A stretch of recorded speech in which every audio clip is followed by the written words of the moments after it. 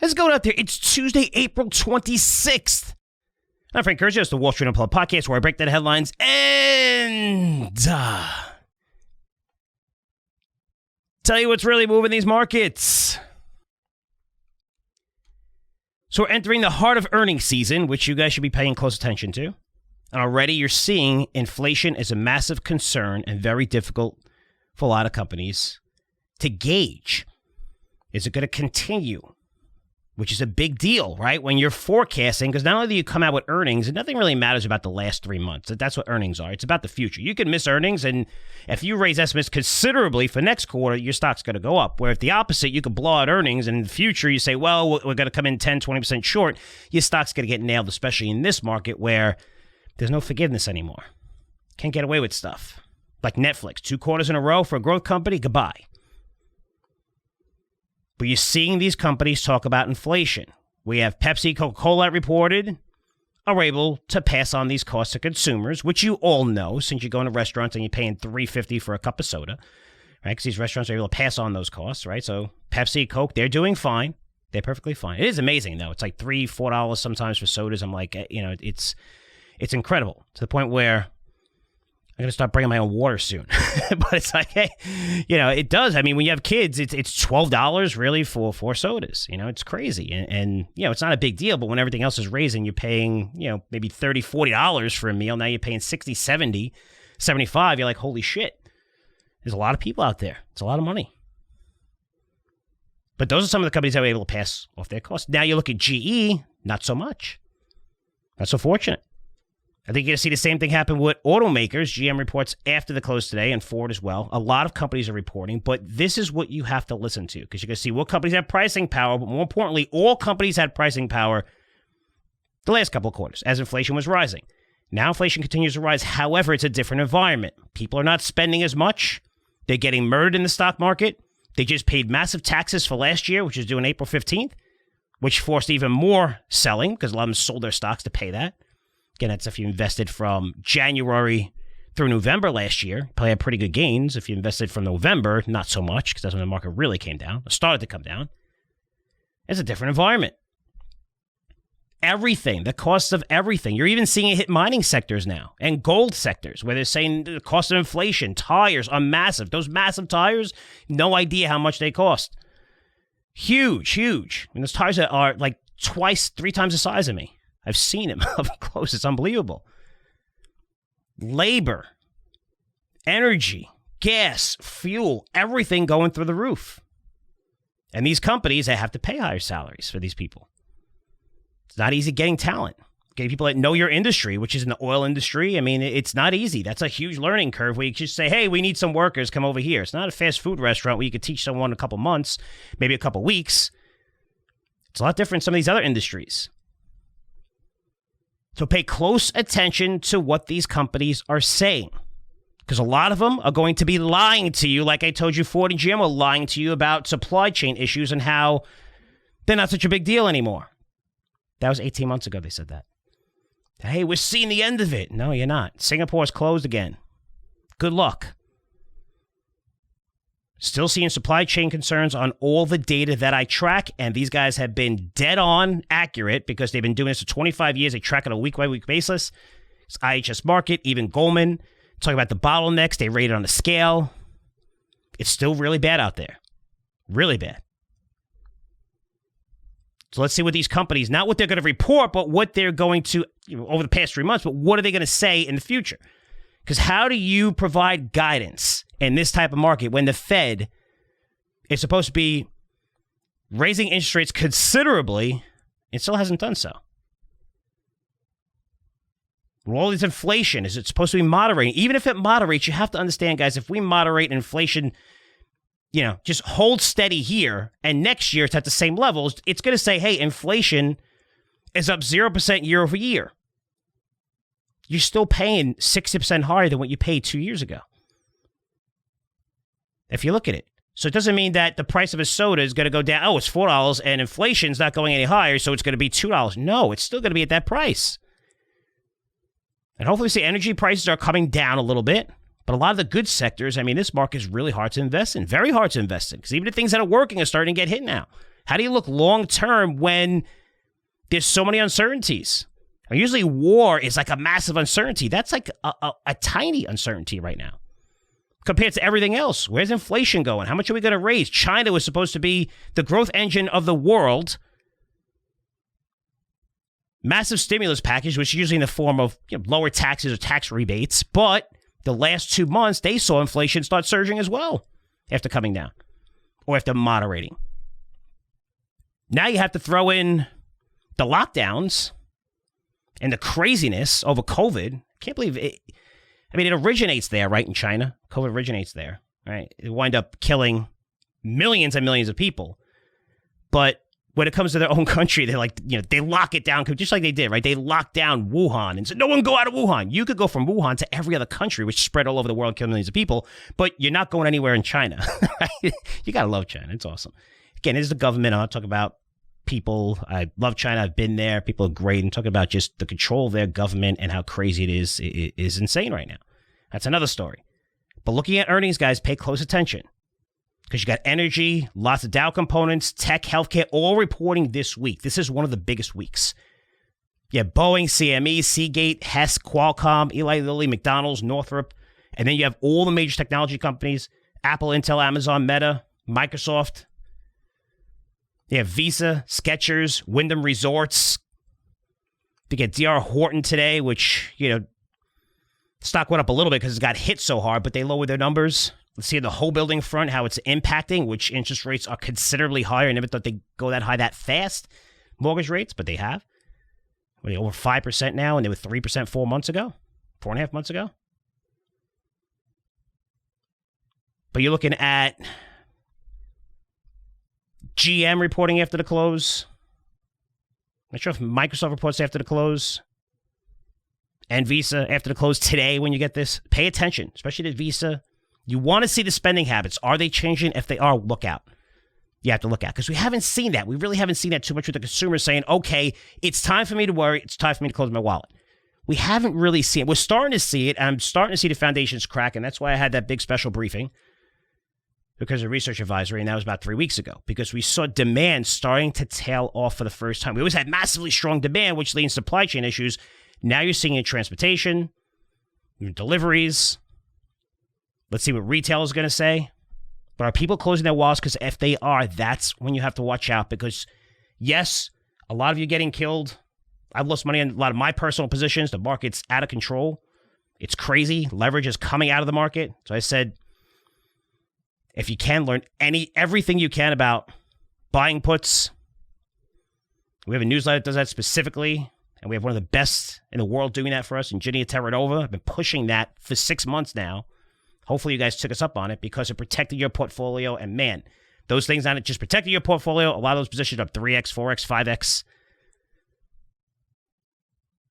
which is cool. Let's see how this plays out. With all that said, earnings season, big week. The biggest story this week, again, is Twitter, just like it was last week. So Elon Musk is now the proud owner of Twitter at the board under pressure from the shareholders, which is not really them. They're not really shareholders. They own a little bit of shares. Accepted his $44 billion buyout for the social media company, finally.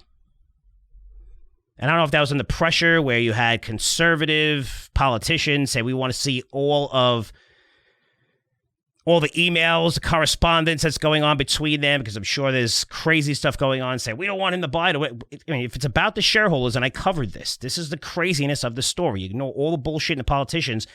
He provided an offer. The stock's up 50% since he first started buying shares. It's a great offer for shareholders. For the board not to accept this for political reasons is freaking insane. It's insane. And that damages our entire publicly traded market, which is very dangerous for anyone who buys stocks. All of us are equity owners. Most of you listen to this are equity owners, so I listen to this podcast. That's a big deal when the board is getting a fantastic offer in a market where tech is getting destroyed. Nobody wants tech, higher interest rates, everyone's selling off, offering a massive premium, and they don't want to accept the bid because they're under pressure from the higher-ups and the politicians and shit like that. That's crazy. That's crazy when you think about it. Makes you not want to own stocks. But Musk said in a tweet, free speech is the bedrock of a functioning democracy. And Twitter is a digital town square where matters vital to the future of humanity are debated. I also want to make Twitter better than ever by enhancing the product with new features, making the algorithms open source to increase trust, feeding the spam, bots, and authenticating all humans. Twitter has tremendous potential. I look forward to working with the company and the community of users to unlock it. Now, as the bid got accepted, which was basically over the weekend, you saw liberal papers come out, and I'm going to get on the conservatives as well, so hear me out. Because Washington Post, right, many on the left trashing the deal, saying how China could have leverage over Elon and what is said on Twitter, since Tesla does a lot of their business in China. It's actually the second biggest market, which I think is funny. So they think, like, you know, Elon Musk, the richest person in the world, by far, over $200 billion, is like in cahoots with China because, you know, this way they get more exposure to whatever it is. You know, it's just nonsense. They're also saying you should tax the rich. There's a reason why you need to tax the rich even more. I mean, I can't believe they haven't labeled Musk a racist yet. Oh, wait. They actually did do that. The LA Times and MSNBC. But the LA Times, it was great. They said that Musk taking over Twitter is the beginning of the end for Black Twitter. Right? So I'm quoting them for Black Twitter, saying that Twitter gave millions of Black people a megaphone-like voice to complain about racism.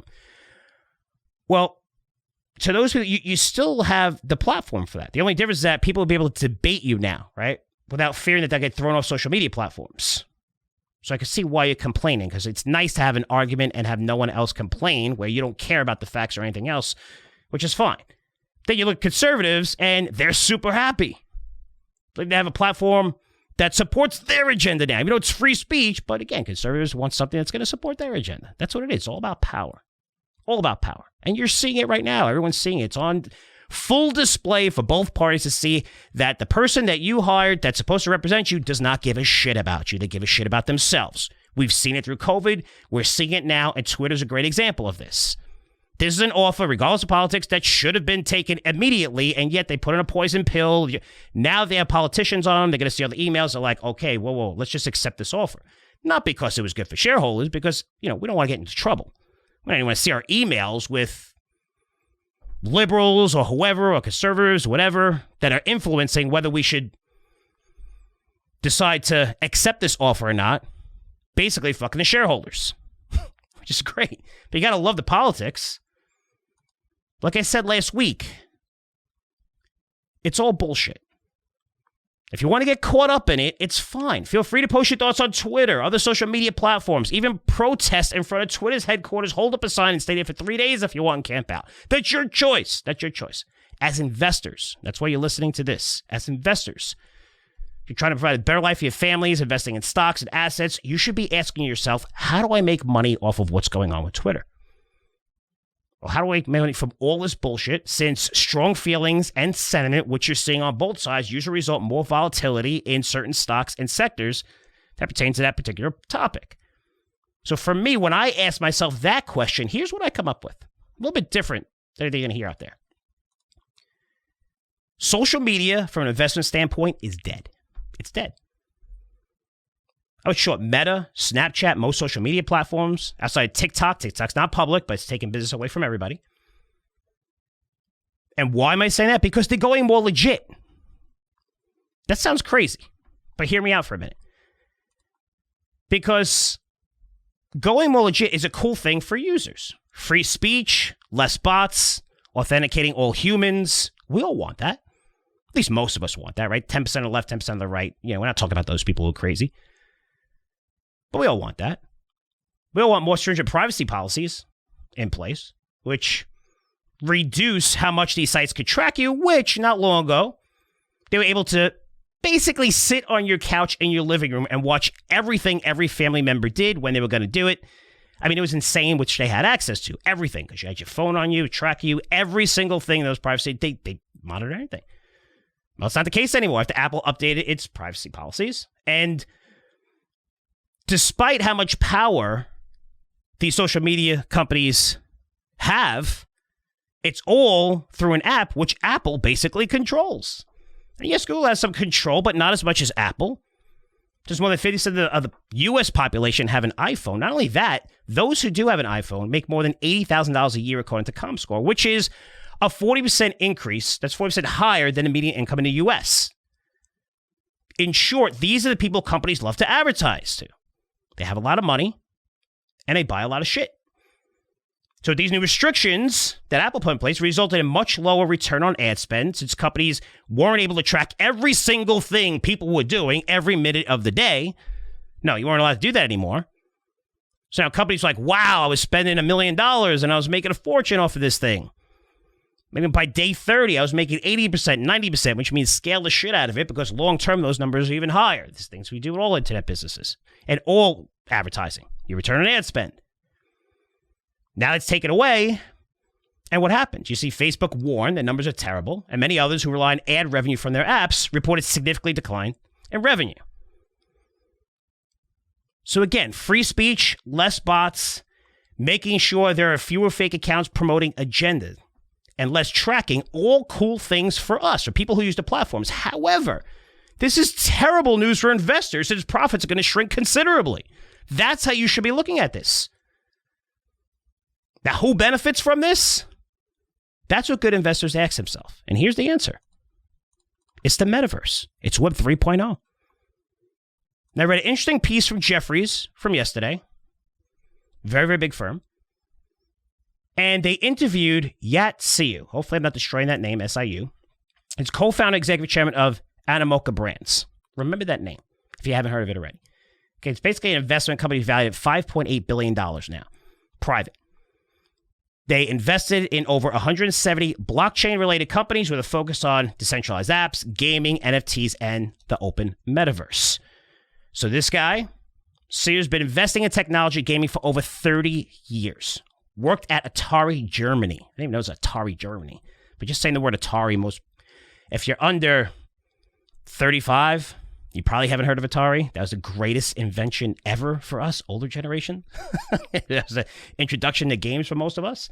But that was in 1990. But one of the smartest people you find in the industry, and the interview was fascinating.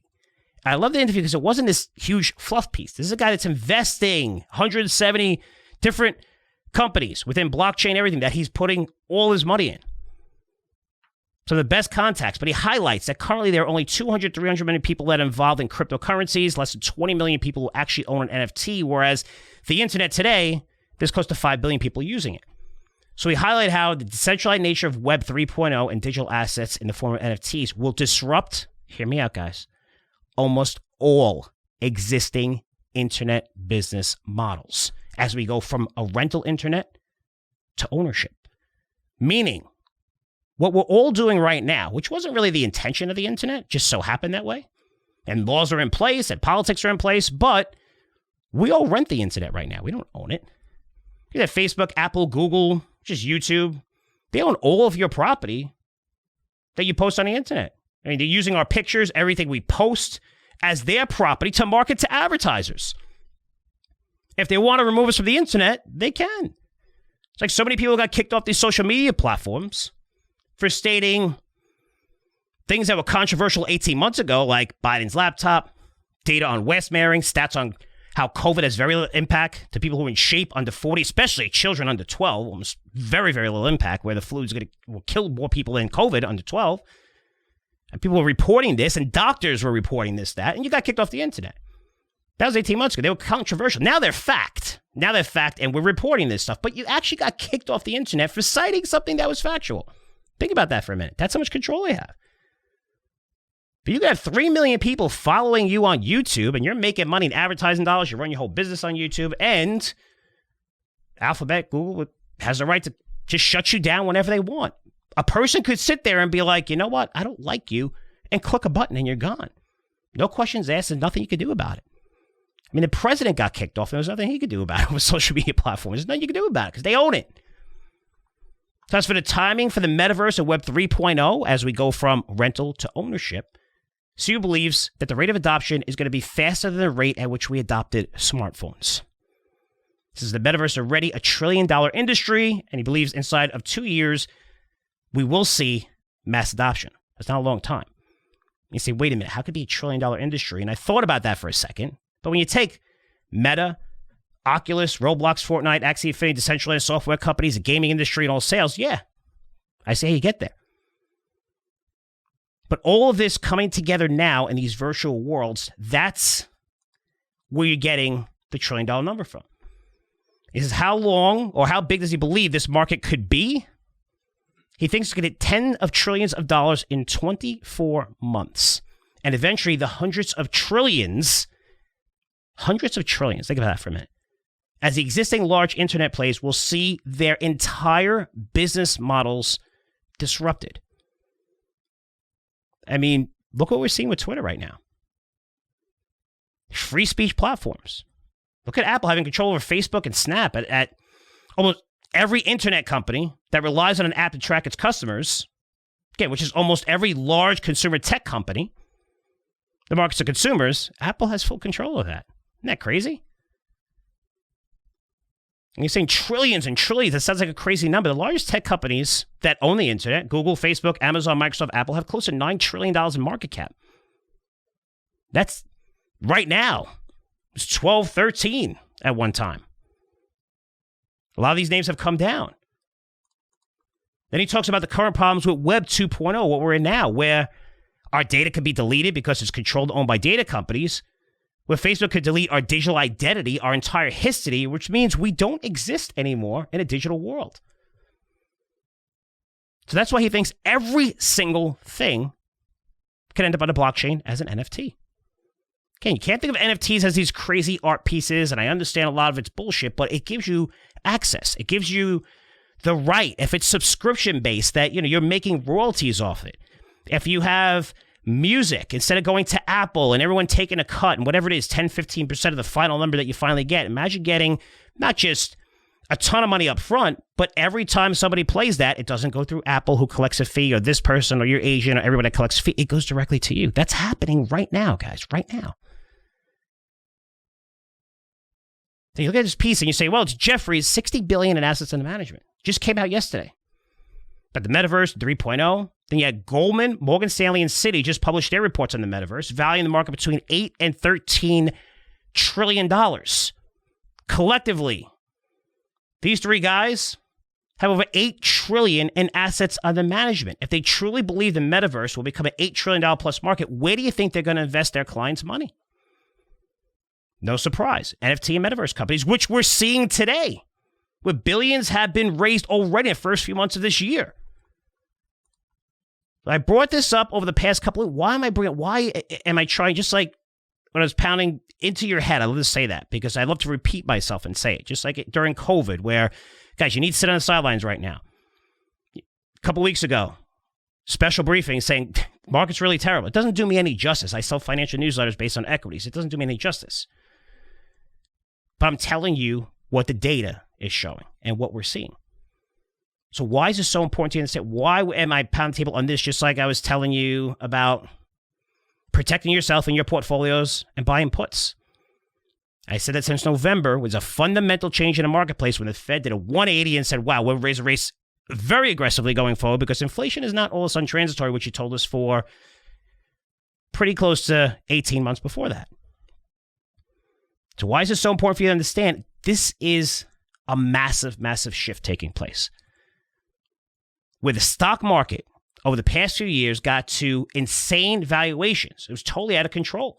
You have ESG companies, SPACs, growth companies being valued at whatever, $10, $20 billion valuations while they're generating a few million in sales, doing these road shows. I mean, SPACs got popular not because it's cool. It's because the venture capitalists and the people who create these, it gives them a quicker way to exit their positions after they pump the shit out of them to you, and then they can get into the next deal. Where IPOs, your lockup is going to be a little bit longer. Not only that, the time a company IPOs could be anywhere from 7 to 10 years. That's the liquidity period. A SPAC, the liquidity period is 2 to 3 months, 4 months maybe. Some of them right off the start. So you have these guys investing in early stage companies able to pump up the valuations through every means necessary. Social media, going on CNBC, we're the greatest thing in the world. This is the growth we're going to see over the next 10 years. We're doing $3 million in sales, but that's going to be $50 billion in 10 years from now with a discounted cash flow model. All this shit, because there's all free money in the system. That's the market. That's the stock market. And now, look at it today. A lot of this shit is crashing. The Fed plans to raise rates by, I have no idea. I mean, whatever percentage over the next 12 to 18 months in terms of timing, right? It could be 3% in 6 months. It could be 3% in 12 months or 3% in 18 months. But they have to raise the Fed funds rate to the tune of 3% based on when the 10-year is. Just a matter how they want to do it, since they are praying, absolutely praying. Powell's probably actually praying, saying, please, please, inflation, moderate, which is not going to moderate because China's closed. And you still have supply chain concerns. And oil prices are still relatively high. Even though they fell below 100, they're still much, much higher. And we still have a war going on with agriculture. It's impacting the agriculture. But yet, let me pray that it moderates. Doesn't matter how much you pray. You have to get to 3%. You could do it sooner. You could do it later. You could do it in 2 years. The longer you wait, the longer this is going to be dragged out. And the longer these companies are going to have incredibly uncertainty. Because while you're doing this, it means higher rates, less money flowing into innovative projects. It also means really tough conditions for private companies right now. I just spoke to someone who's really smart in this world, telling me how valuations have come down incredibly. Remember, these are companies that raise money. They'll do an A, C, then a Series A, B, C, D, E, F, whatever, before they go public. With SPACs, it allowed them to go public a lot quicker. That's off the table now. But these valuations of where they raised money and when they raise money are incredibly high. To usually you raise money and say you raise money at 30 million, 50 million, then it's like 2, 3 billion, 5 billion. And you're going to come out like Rivian or Robinhood at a 30, 40, $50 billion valuation. Then the stock crashes and everybody gets nailed except for the insiders who sold out. We saw it Chamath with Virgin Galactic. Sold out. He's not in it anymore. Everyone's going to space. Everything's cool. Same with Branson. They made a ton of money off of it. Good for them. But if you're looking at the private markets right now, man, and the valuations, think about it. The valuations as these people came in the last rounds, these private companies are valued 30% less. So they're not IPOing anytime soon. Now they're going to have that money locked up for a very long time. That means less liquidity into the marketplace. So instead, what are they going to do? Well, they're going to try to fit those valuations, maybe try to build revenue as a private company and earnings, hopefully come out during better macro conditions where the Fed is not about to aggressively raise rates and go crazy and tighten by its fastest pace in more than 30 years, maybe. So now the venture capital, private equity, what are they doing? Moving into the next thing. Metaverse 3.0. And not because they believe, well, obviously they believe they're going to make money off of it, but it's more deeper than that. It's because they have to. Since Web 3.0 will disrupt not just every single internet company, which we see, who owns the internet, and that's going to change, but the entire financial system. Because you look at direct ownership of your digital assets, it's going to replace all those third parties who love banging you right in the you-know-what with massive fees. That's what they do. These massive, massive fees. You know who we know a bunch of people. You want to raise money? Let's bring it together. Give us 3%, give us 6%, give us whatever. It's all about fees. Remember, Goldman tried to shove WeWork down our throats at $40, $50 billion valuation. What is it? Like $4 billion? It went, of course, to a SPAC. So people got to look at the S1. It's all about fees and how they can generate money. It wasn't like, hey, WeWork is the greatest company. We're going to hold it long term. No, they don't hold this shit long term. You think these companies in SPAC, they're holding? You're the ones that are holding it long term, getting wrecked. They're out already. They're gone. They bought their island and hanging out and all that shit. That's what they're doing. It's easy to do when you have easy money policies and the Fed just, throwing money out of a helicopter to everyone. Not to the banks like in 2008, but to everyone. So as investors, you have two choices. Adapt to the new world of ownership, permissionless decentralization that gives you control of your digital assets on the internet, or die. I mean, slow or fast, you choose. As you wait for inflation to be tame, we hope. We have the Federal Reserve saying, we hope. Think about that for a minute. We hope the smartest people that we hired to make sure that we have growth in the economy, control inflation, everything's right. They're like, we hope. You hope? Are you crazy? Hope is not a good word. Hope is uncertainty, and uncertainty crushes stocks, which we're seeing now. And the Fed has no idea what they're doing. We all know that right now. We're only at 0.25% on a Fed funds rate. We have to get 3%. Again, people on TV are like, well, the Fed's not going to be that aggressive. They could choose whatever they want. They could be aggressive, they got to get 3%. You can do it aggressively, not aggressive. They got to get to 3%. Whatever. And you can highlight and say, wow, they're not aggressive, and we'll see the market rally like we saw like a couple weeks ago, rally a little bit, and then you're going to see all this happen again because they have to raise rates and money's coming out of the system. So slow or fast, that up to you. But the time this happens and when they're going through this, it's not really going to matter. The major shift will take place. It's inevitable. It's why the smartest early stage investors on the planet, people have been doing this for 30, 40 years, are investing billions into the metaverse and Web 3.0 right now. It's the future. It's your chance to own the next generation of the Microsofts, Googles, Amazons, Teslas in the pennies. Think about that. That helps you build FU money. I'm not talking about, hey, I made money to buy a car, a house, or take your family a nice vacation to every year. I'm talking about owning your own sports team. I'm not kidding. And look at Mark Cuban. Look at Paul Allen with Microsoft. Vivek Ranadive, who I've interviewed a long time ago, or Tipco Software, the amount of money they made early on in these trends, and Mark Cuban's a great example of this, because if he didn't sell Broadcast.com, he would never be where he is. What he's did since then is amazing. But that was his claim to fame, billionaire, boom. And then the market completely crashed. He just happened to be one of them that sold his company before the market absolutely tanked 70, 75%, 80% the NASDAQ from 2000, 2002. And these guys have personal jets with their own pilots, vacation homes in several countries. This is the opportunity. This is a major shift. This isn't BS. This isn't a stock. This is a culture. This is revolutionary. I do this close to 30 years, which reminds me I'm turning 50 next month. 50, wow, getting old. By following invested in so many tech trends early on. I say it's going to Consumer Electronics Show, having special access, and it's not just attending and you're going to know, but just having special access and media access and talking to contacts. I mean, IoT, social media, software, data analytics, cloud, AI, streaming. Go back and listen to this podcast on iTunes.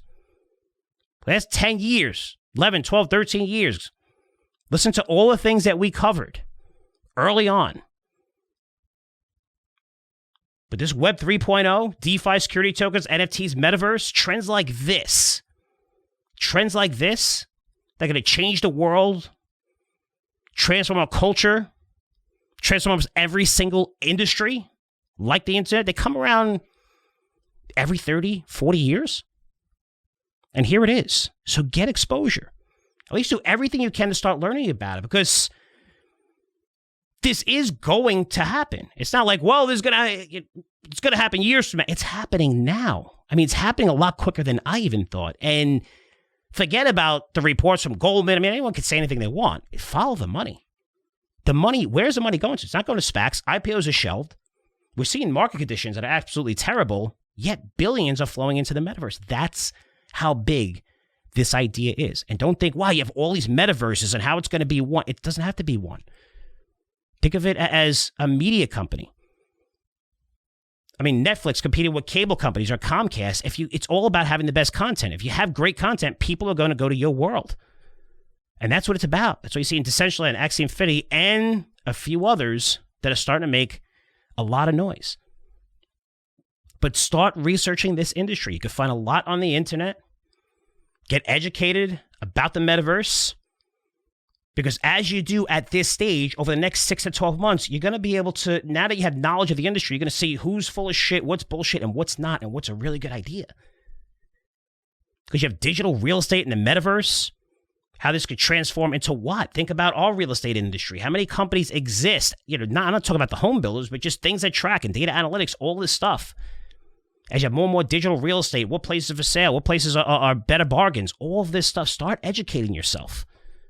So if you do, picking the right names at these levels, even just through crypto, or some of these companies are going to be focused on it, where hopefully we'll see more publicly traded companies as the SEC is going to be more on board with this.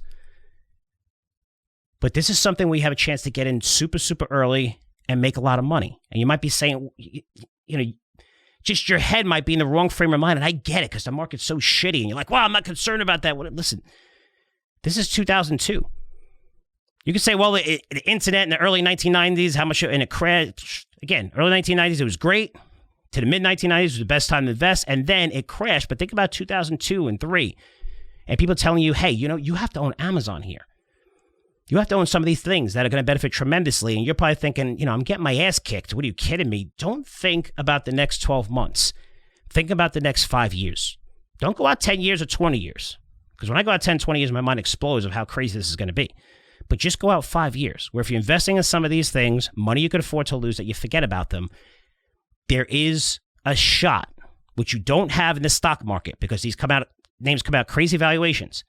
Within crypto, you have a shot at nailing some of these things that could easily become $10 billion valuations, $100 billion valuations, $1 trillion valuations.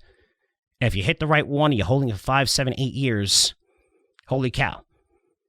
Now that's a good investment. That's a good speculation. That's what you should be focusing on. And that's what's working. So guys, questions or comments, I'm sure I'll have a lot of them. Feel free to email frank@curzioresearch.com. That's frank@curzioresearch.com. Enjoy the day. I'll see you tomorrow with the one and only Daniel Creech. And take care.